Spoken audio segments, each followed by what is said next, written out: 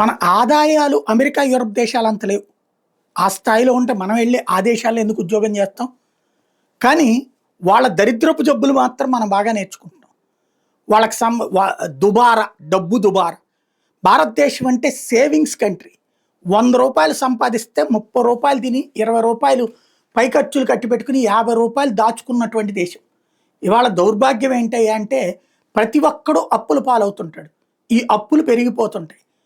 Credit కార్డుల దగ్గర నుంచి చివరికి ఈఎంఐలతో ప్రతి దుకాణము 2 వీలర్ల నుంచి 4 వీలర్ల నుంచి అన్నిటికీ ఈఎంఐలు.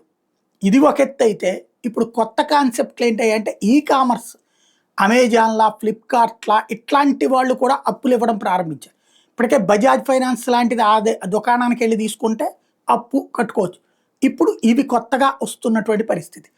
వీళ్ళ కాన్సెప్ట్ ఏంటంటే మనం ఏదైనా సరుకు దాంట్లో నుంచి మాట్లాడుకున్న తర్వాత దాంట్లోది మనం ఆర్డర్ పెట్టుకున్న తర్వాత మన దగ్గర డబ్బులు లేకపోయినా సరే వాళ్ళ అప్పు దాంట్లోకి వెళ్ళిపోతుంది. మనకు లిమిట్ ఇస్తారు, నీకు ఇంత అప్పు చేసుకోవచ్చు, ఇంత అప్పు చేసుకోవచ్చు.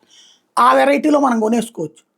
అది ఏడాది కడతావా, 6 నెలలు కడతావా, 2 ఏళ్ళు కడతావా అనేది ఇది. దాని ప్రకారం డబ్బులు ఆటోమేటిక్గా జమ అయిపోతాయి. అంటే అవసరం ఉన్నా లేకపోయినా మంచి సరుకులు కొనిపిస్తున్నారు. అవసరం ఉన్నా లేకపోయినా మనం అప్పుల పాలు అవుతూ ఉన్నాం.